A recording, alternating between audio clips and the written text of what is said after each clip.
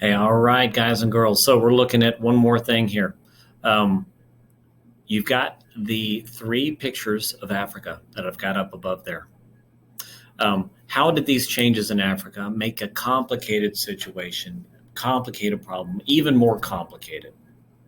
So we go from the ethnic groups there being then controlled and bunched up by the colonies that the Europeans put together, and then which made a complicated problem more complicated.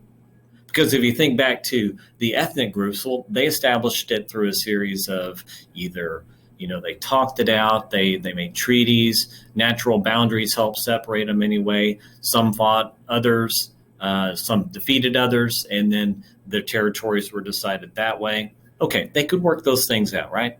Well, the second time, though, you've got the Europeans who come and they put their own borders to suit their own purposes over those areas. Sometimes those then in the tribal boundaries then are forced to try and live with other tribes that they don't like, that they don't get along with, that they are mortal enemies with.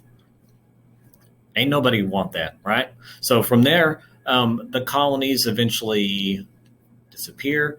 Nations get their own borders back, and then you've got an even more complicated problem because then they've got artificial borders that still have all of these tribes within them that still may or may not get along together. And now they have to run the country for themselves. That sounds like a great thing, but when there's a lot of fighting, it makes it really, really difficult. So that's how those changes in Africa make a complicated problem even more complicated.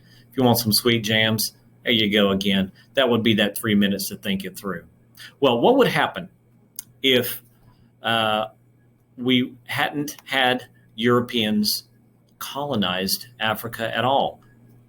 What if Africa had never been colonized? Well, I want to give you an alternate Africa thought here on how Africa's past has shaped its present. These are different musings or thoughts on what might have happened, how things could have been different. Maybe they would have been, maybe not. Here's what we're doing to figure that out.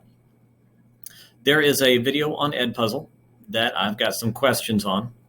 A lot of this goes back and talks about what's already happened, so it's a great way to review, but it also talks about what might have Africa been like without European influence. So click the picture to begin. It'll take you over to Edpuzzle. Watch the video, answer the questions, and have a good day. I hope things are going well for you. Bye-bye.